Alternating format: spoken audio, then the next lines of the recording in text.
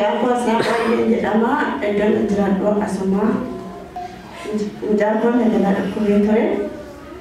Naannaa dhukkubuu na saabde bakka. Dhukkubni isaa jechaadha. Namoonni mana koo dhuftanii na gaafatan argitan yookaan buusuun jettanii mana kiyya. Kan dhuftan argitan mucaa kana.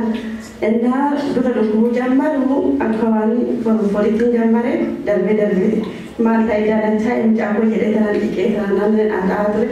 Gaafa lammataan arungaadee maal gaafa akkaatu ta'e mataan mucaa maaltu waan akkanaa dhibe mucaa koo jedhee tanaan inni ala taphata waan ta'e namatti dhibee laata jedhee dhiqee narraa namaa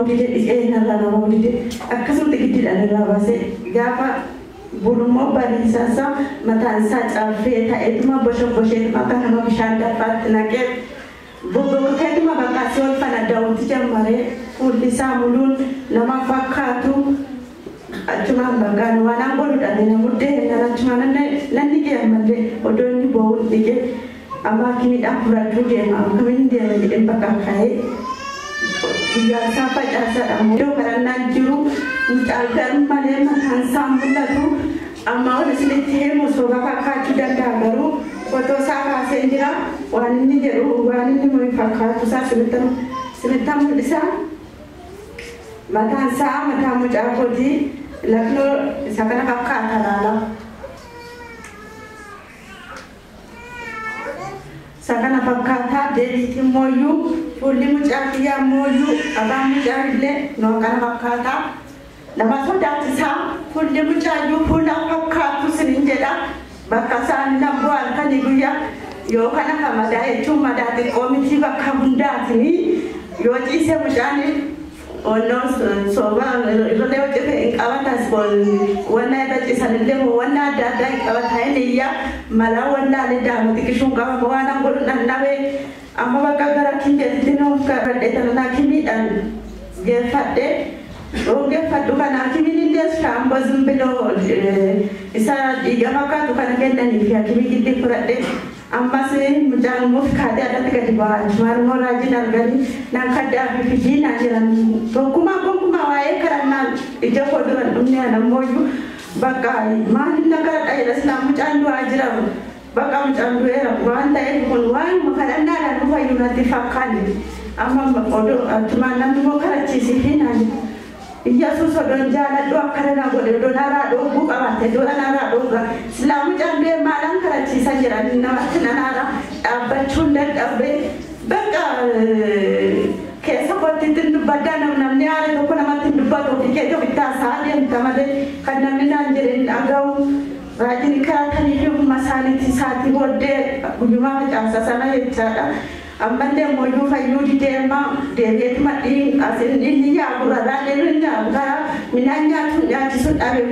amma mucaan kun fayyee bareedaa fakkaata honaa kanatti baadhee ija keessa fuulduraadhaaf garuu galata waaqayyoo finoo mallee naa fayyeera ergamaa raajii addaa ammoo keessaa bareedaa inni kanaa.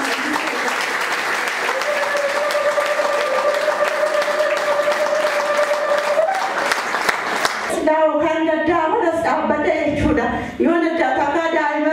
ishuun mana qaban ta'e ishii gata tana nasa guddaa baadhee tana kaadha.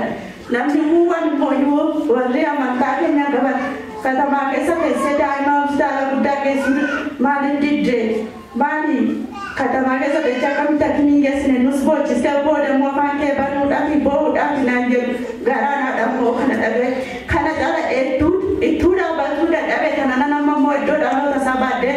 mana teela xaabiyaatiin geessine garuu mucaan yeroo kanallee uumaa wanti fayyeen jiru wanti jijjiirame hin jiru ani jeequmsa keessan jira garuu akkumaan ammallee geesse tana nanachi as deebi'ee raajin addaamuun dhufee midhaan fayyine naan jedhanii dhufanii ijoollee na karadhaaf nama mucaan sinaaf fayyuu keessa bootitti na jira maaliin nan jibba bakka dhalootuma kan guyyaa tokko mucaan kana keessa waan jiruuf ani jilbeeffadhee karadheen beeku inni naaf karatee guyyuma inni karaturraa jammaree guyyaa sadi keessatti madaaksuun godhuun irraa qulqullaa'ee mucaa biyyaarraa naa fayyee naa galateeffadha.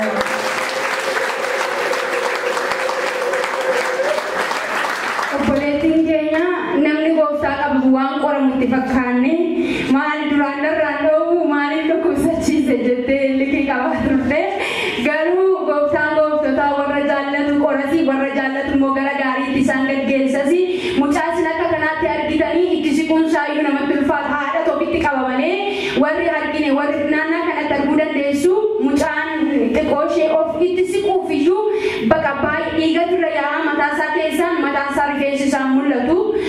hin argina waan ta'eef jechuudha. Kanaaf Waaqayyo isa ila torban tokko miti guyyaa 3 gidduutti madaa ulfaataadha jedhame yaada namaatti yaada haadhaatti yaada maatiitis ulfaate si'uma tokkoon akka hin jirre isa godheef Waaqayyoof galanni mala.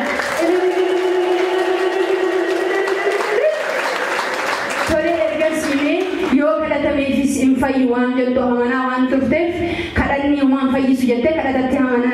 amantii kee kadhatarraa kaastee erga kadhatameefi fayyoo akkamii kadhanni humna qaba jetta? Baay'ee sa'anii duraallee jedhamu fayyisaa ture kun immoo addanatti ta'e nadaanti kun as keessa mataan muluun hin mul'atu jechuun nan danda'a. Bakka dhaabisa dadhabee tanan ammaan fayyisaa jechaan ture guyyaa 3 keessatti erga maraa jaaddamu keessa Waaqayyoo itti dubbate na fayyise ammayyuu irraa deebi'aa na galateeffadha.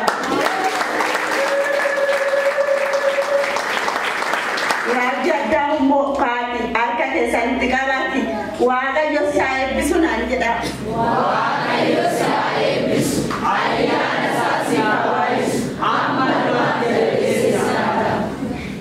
Waaqayyo siin isaa eebbisu amma dhumaatti qorumsi kana caaluyyuu yoo dhufe Yesuus inama nama haalaan hin madaalu.